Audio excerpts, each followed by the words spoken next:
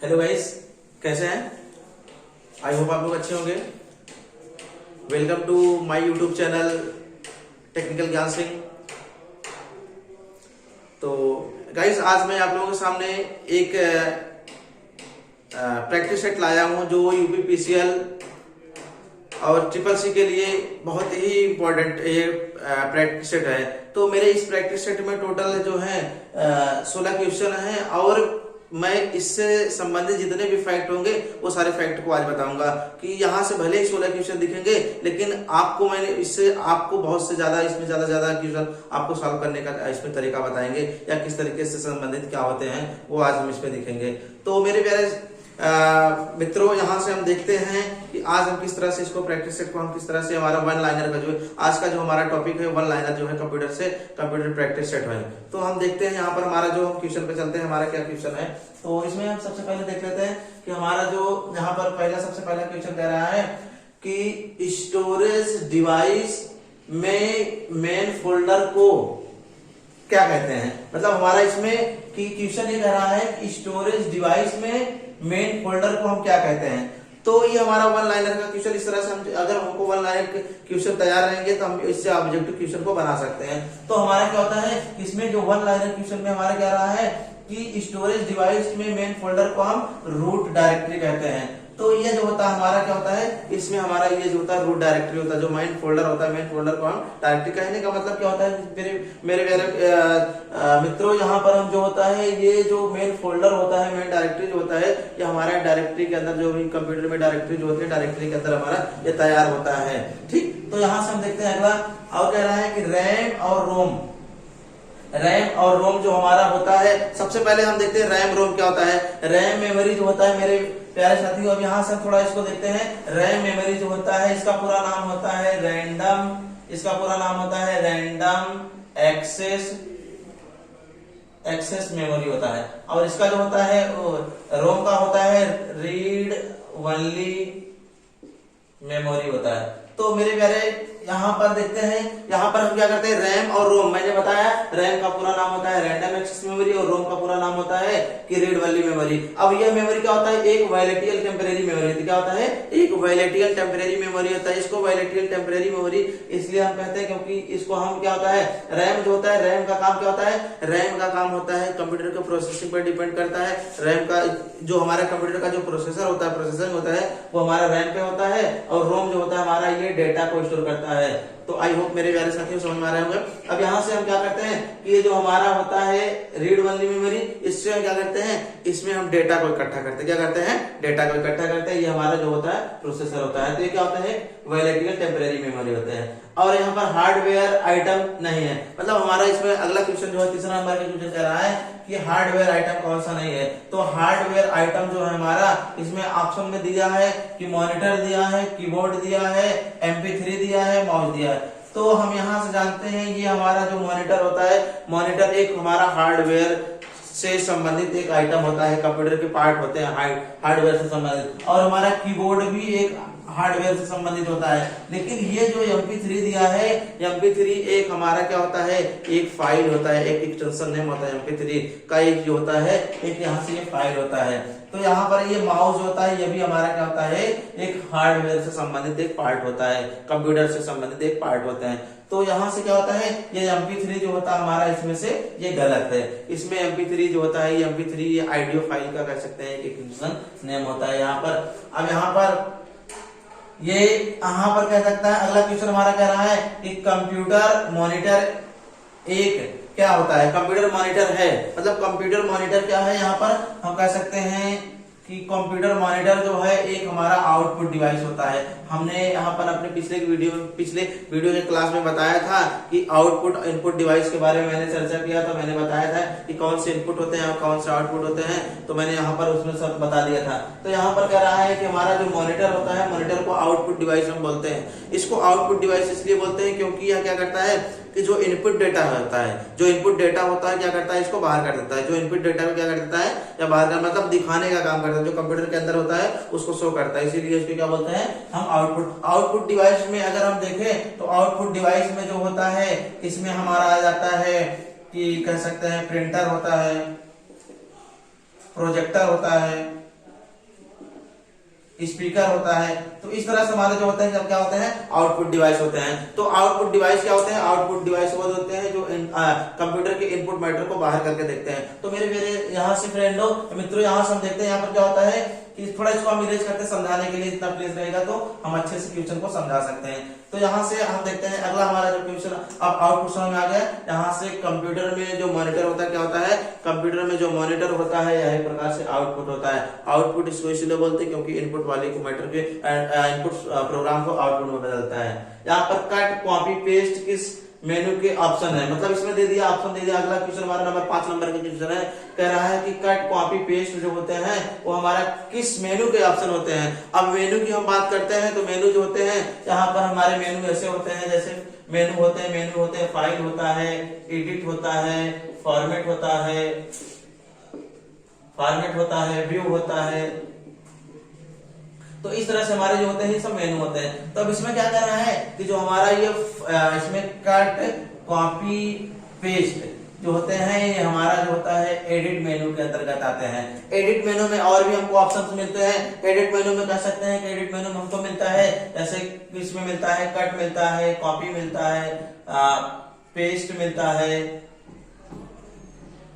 है, फाइंड मिलता है, रिप्लेस मिलता है, गोटू मिलता है, सेलेक्ट ऑल मिलता है। इस तरह से जो होते हैं हमारे कट एडिट मेनू के अंतर्गत आते हैं कट कॉपी पेस्ट। अगर हम तीनों की बात करें कट कॉपी पेस्ट का, तीनों की बात करें तो तीनों का एक बहुत बड़ा ही कॉम्बिनेशन होता है। तीनों की अगर हम बात करते हैं तो कट कॉपी पेस्ट में अगर सबसे पहले शॉर्टकट की जब हम यूज करते हैं तो सबसे पहले हम क्या करते हैं, सबसे पहले कॉपी करते हैं। कॉपी का मतलब ये होता है कि नकल करना, किसी भी ऑब्जेक्ट की नकल करना।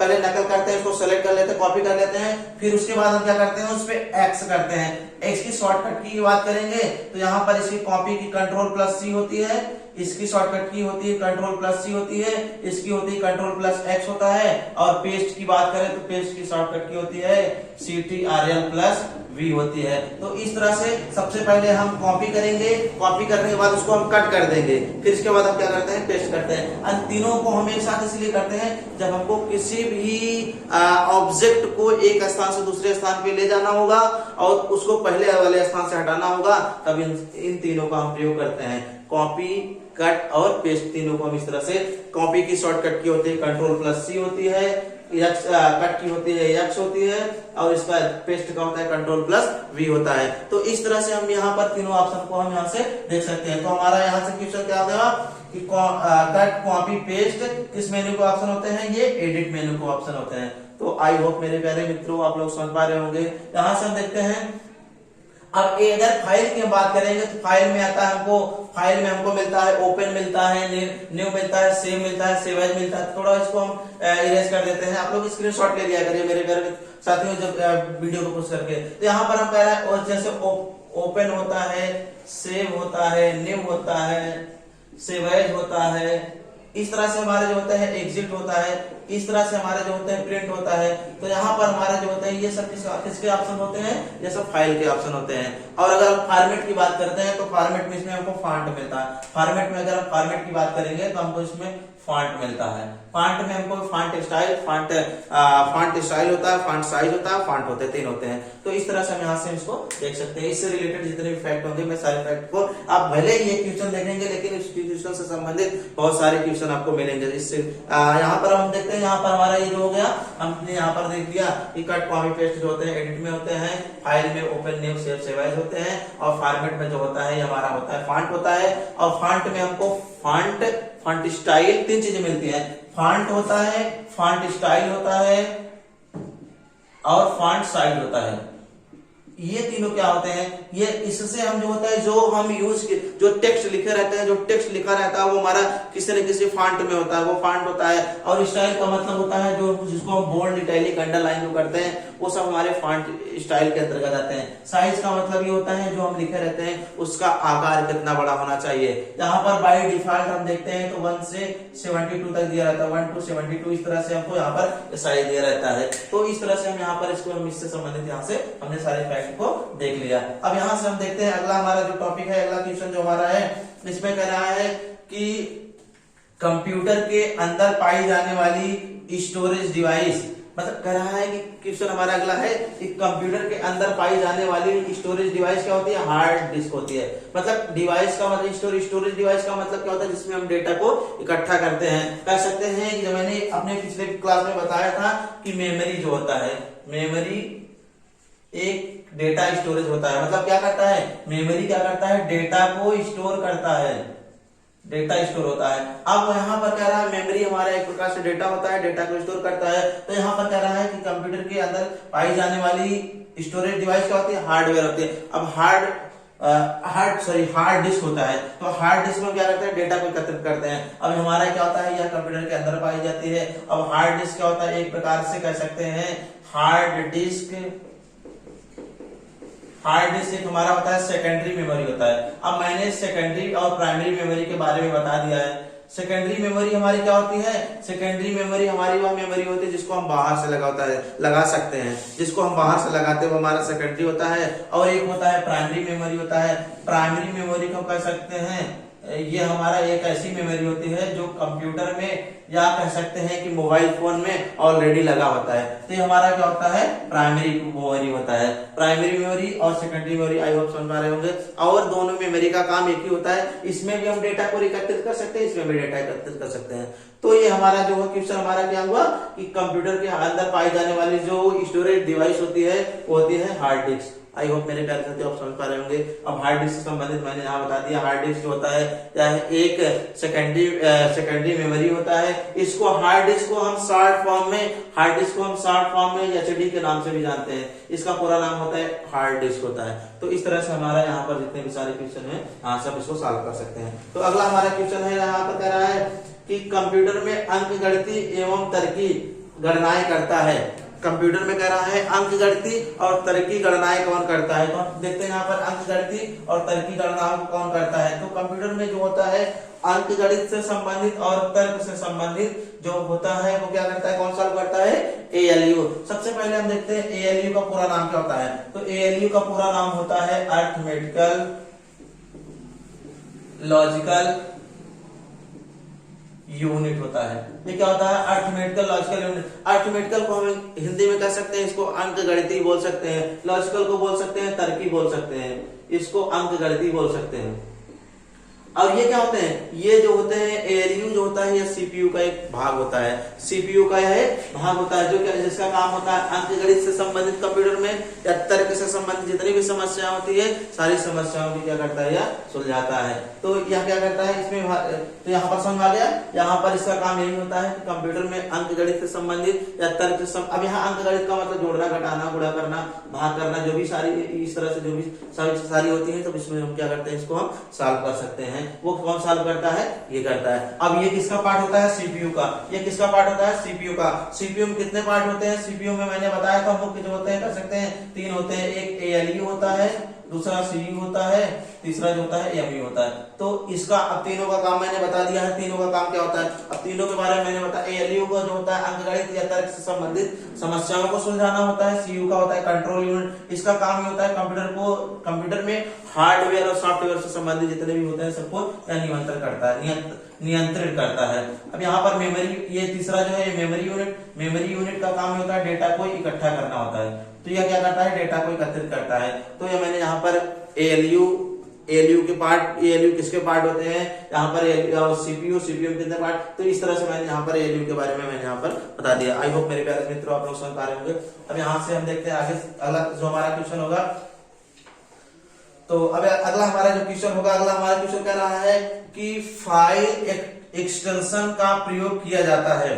तो फाइल एक्सटेंशन का प्रयोग क्यों किया जाता है, इसमें कह रहा है कि फाइल एक्सटेंशन, आंसर जवाब में दे रहा है कि फाइल टाइप को प्रदर्शित करने के लिए। मतलब इसमें कह रहा है कि फाइल एक्सटेंशन का प्रयोग हम क्यों करते हैं, फाइल एक्सटेंशन का प्रयोग हम क्यों करते हैं। जवाब में दे दिया कि फाइल एक्सटेंशन का प्रयोग हम फाइल के टाइप को बताने के लिए, फाइल के टाइप को शो करने के लिए इसका प्रयोग हम करते हैं।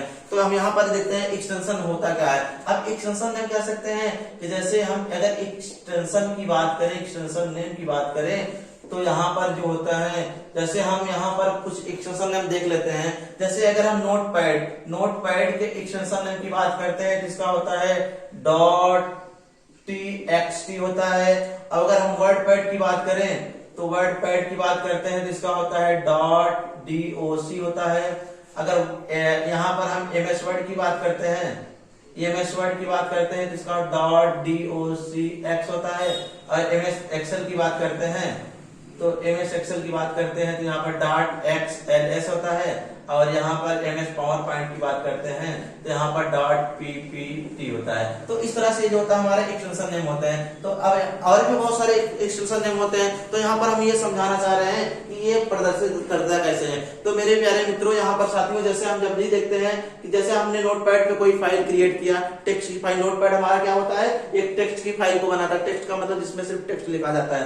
तो अब हम जैसे मान लीजिए किसी नाम से बाय डिफॉल्ट किसी नाम से सेव कर रहे हैं, जैसे मान लीजिए हमने यहाँ पर दे दिया कि चलिए राम, हमने राम लिखा तो हमारा क्या होता है, यहाँ पर ये तो फाइल नेम हो जाता है राम। अब यहाँ पर टाइप में नीचे दे देता है कि टाइप में दे देता है .txt, अपने आप वो सेट हो जाता है। तो ये क्या होता है, इससे हमको ये पता चलता है कि इससे हमको ये पता चलता है कि हमारी जो फाइल बनाई गई है वो है नोटपैड पे बनाई गई है। अगर ये डीओसी होता है तो डीओसी से हमको ये पता चलता है कि हमारा जो फाइल बनाया गया है ये वर्डपैड की फाइल है। तो इस तरह से हम यहाँ पर इसको सॉल्व करते हैं, इस तरह से हम यहाँ पर क्वेश्चन को समझ सकते हैं। तो फाइल एक्सटेंशन का प्रयोग हम किस लिए करते हैं, यह फाइल को प्रदर्शित करने के लिए करता है कि आपने जो डेटा जो भी कुछ बनाया है यह आपका किस पे बना है। और एक्सेल या एमएस वर्ड, इस तरह से यहाँ पर ये भी सारे एक्सटेंशन नेम होता है। तो मेरे प्यारे साथियों, यहाँ से आप लोग ये सारे जो एक्सटेंशन नेम मैंने बताया है, ये एक्सटेंशन नेम आप लोग अच्छे से याद कर सकते हैं। तो अब यहाँ से हमने यहाँ पर ये सारा हमारा क्वेश्चन कितना हो गया। अच्छा, चलते हैं अगले क्वेश्चन पे, हम चलते हैं। अगला क्वेश्चन हमारा क्या कह रहा है, अगला क्वेश्चन हमारा ये कह रहा है कि लिब्रे ऑफिस, अब ये क्या होता है लिब्रे ऑफिस मेरे प्यारे मित्रों, एक नया सॉफ्टवेयर, एक नया अपडेट होके आया है, जिसमें आप कह सकते हैं आज के टाइम में यहाँ से बहुत सारे क्वेश्चन बनते हैं। वो जैसे CCC के एग्जाम में अक्सर यहाँ से क्वेश्चन बनता है, और यहाँ से आपके जो ये यूपीपीसीएल TG2 का जो एग्जाम होगा, यहाँ से भी आपके इसमें कंप्यूटर से क्वेश्चन बहुत ज्यादा इससे बनेंगे। तो आप लोग ये टॉपिक आप लोग बहुत अच्छे से, मैंने पिछला आप लोग मेरे प्ले लिस्ट की वीडियो में देखेंगे तो मैंने इसका वीडियो अपलोड किया है, तो आप लोग इसका स्पेशली इसका आप लोग वीडियो देख लेंगे तो यहाँ पर आपको सारी इसकी जानकारी मिल जाएगी। तो यहाँ से हम देखते हैं लिब्रे ऑफिस क्वेश्चन जो हमारा है, कह रहा है कि लिब्रे ऑफिस में वर्ड प्रोसेसिंग को हम किस नाम से जानते हैं। मतलब कह रहा है वर्ड प्रोसेसिंग। अब सबसे पहले मेरे प्यारे मित्रों यहाँ से हम देख लेते हैं, इसमें लिब्रे ऑफिस जो होता है, लिब्रे ऑफिस में हम एमएस वर्ड को हम वर्ड राइट बोलते हैं, राइटर के नाम से जानते हैं। एमएस एक्सेल को हम जानते हैं, इसमें कैल के नाम से जानते हैं। और यहाँ पर एमएस पावर पॉइंट को हम इम्प्रेस के नाम से जानते हैं। तो ये जो होता है, यह क्या होता है, यह एक लिब्रे ऑफिस के जो होते हैं, ऑफिस का ये पूरा एक समूह है, जिसमें लिब्रे ऑफिस में MS Word, Excel, PowerPoint, Access, या इस तरह से यहाँ पर जैसे इस नया वर्जन देके यहाँ पर राइटर, कैल्क और इम्प्रेस तैयार कर दिया गया है।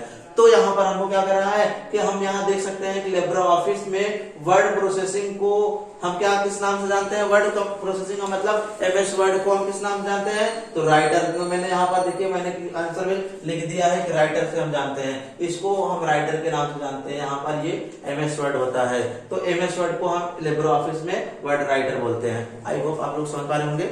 अब यहाँ से हमारा जो नेक्स्ट क्वेश्चन है, नेक्स्ट क्वेश्चन की तरफ चलते हैं। तो नेक्स्ट क्वेश्चन हमारा कह रहा है कि एमएस एक्सेल को, आप लोग क्वेश्चन में ध्यान दीजिए कि एमएस एक्सेल को स्प्रेडशीट प्रोग्राम कहते हैं। मतलब ये जो हमारा है कह रहा है कि एमएस एक्सेल को स्प्रेडशीट प्रोग्राम कहते हैं। हाँ, बात सही है। एमएस एक्सेल को हम क्या करते हैं कि वर्ड प्रोसेसिंग यहाँ पर ये इस प्रोग्राम के नाम से भी जानते हैं। तो यहाँ पर ये जो हमारा एमएस एक्सेल जो होता है स्प्रेडशीट के नाम से हम जानते हैं। इसमें जो हमारा इस तरह से जो होता है, यहाँ से इसको इस तरह से एमएस यहाँ पे इसको हम बदल सकते हैं। यहाँ पर और कह रहा है अगला क्वेश्चन हमारा जो हो रहा है, अगला क्वेश्चन इस तरह से हमारा क्या हो रहा है कि यहाँ पर जिस तरह से हम यहाँ पर एक्सेल का थोड़ा इसको समझ लेते हैं। एक्सेल को हम क्या बोलते हैं कि स्प्रेडशीट नाम से जानते हैं, स्प्रेडशीट से जानते हैं। और एमएस वर्ड को हम जानते हैं, एमएस वर्ड को हम यहाँ पर बोलते हैं कि यहाँ पर हम वर्कशीट के नाम से जानते हैं या डॉक्यूमेंट के नाम से जानते हैं।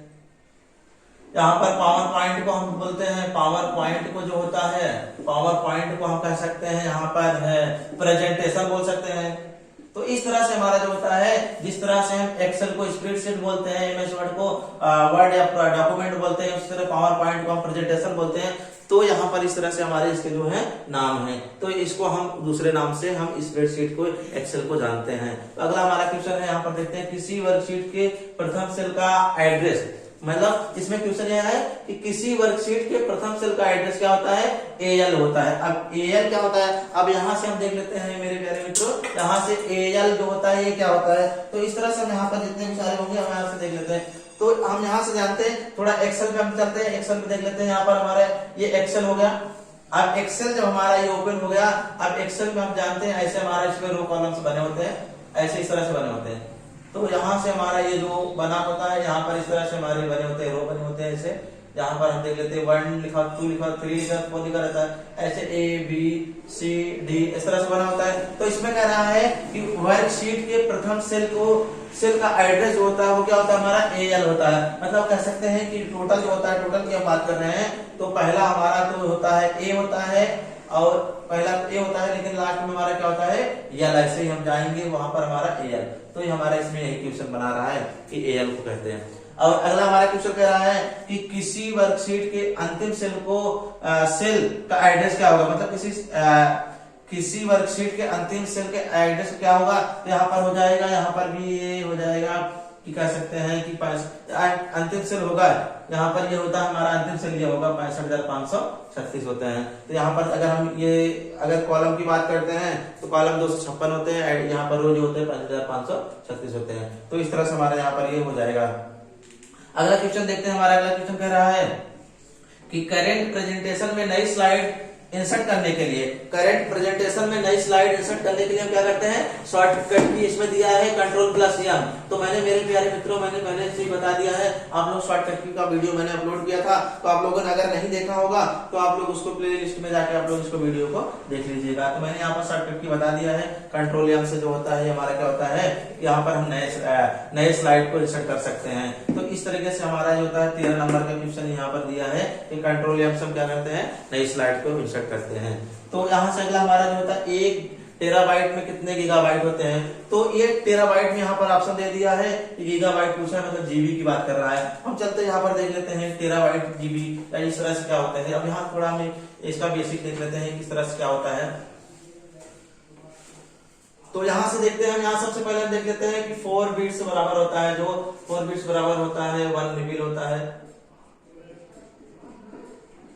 अब यहाँ पर 8 बिट्स बराबर होता है 1 बाइट होता है।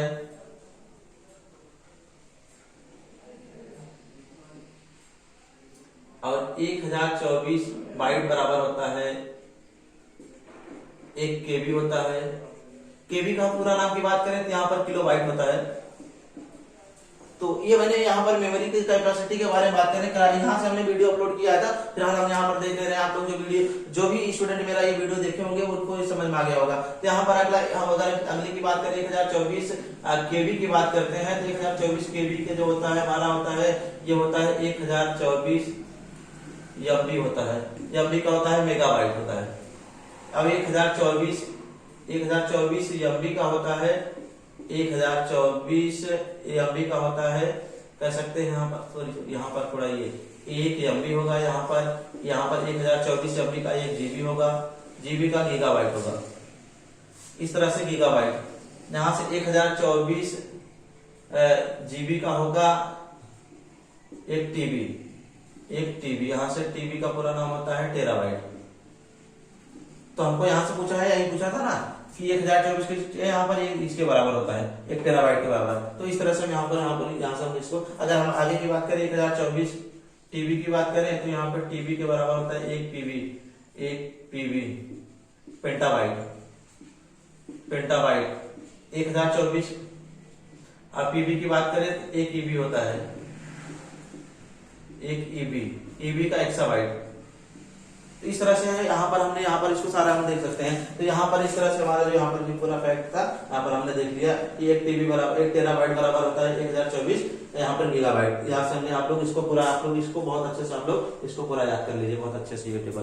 तो यहाँ से हम आप इसको देख सकते हैं। तो अगला हमारा क्वेश्चन क्या, ब्लूटूथ की खोज कौन किया था? तो ब्लूटूथ क्या होता है? ब्लूटूथ एक प्रकार से हम कह सकते हैं कि यह नेटवर्क जो कनेक्ट करते हैं, जिसमें हम क्या करते हैं कि डेटा का ट्रांसफर करते हैं। तो वो जो होता है ब्लूटूथ के जो आविष्कार किए थे, या फाउंडर कह सकते हैं, या फिर इरसन थे। तो इरसन ने ब्लूटूथ के आविष्कार किया। तो आप लोग फाउंडर्स या जो फाउंडर से रिलेटेड या सर्च से रिलेटेड जितने भी सारे हैं सबको आप लोग याद कर लीजिएगा। तो यहाँ से हम देखते हैं एप्लीकेशन सॉफ्टवेयर के बारे में बात कर लेते हैं। तो एप्लीकेशन सॉफ्टवेयर वे सॉफ्टवेयर होते हैं जिनको हम कोई भी यूजर, थोड़ा एक बार फिर से कि एप्लीकेशन सॉफ्टवेयर देख लेते हैं।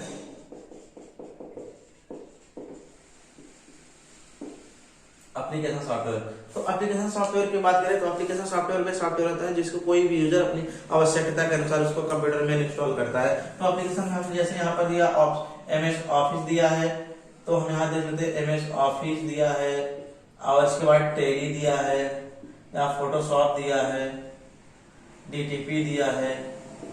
तो इस तरह से यहाँ पर जितने भी सारे होते हैं, और भी बहुत सारे जितने भी सॉफ्टवेयर होते हैं, सारे एप्लीकेशन सॉफ्टवेयर, ये सारे सॉफ्टवेयर जो होते हैं, कोई भी यूजर होता है, यूजर अपनी आवश्यकता के अनुसार इसको अपने कंप्यूटर सिस्टम में इंस्टॉल करता है। तो यहाँ पर हम इस तरह से यहाँ से ही सारे हमारे यहाँ पर क्वेश्चन हम देख सकते हैं, बहुत अच्छे से पूरा इसको तैयार कर सकते हैं। तो हमारा आज का टॉपिक बस यही था।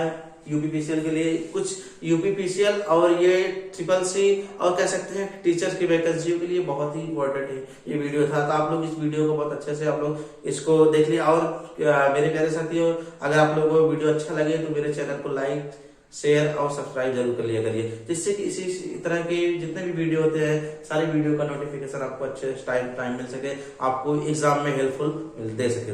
तो thank you for watching, best of luck.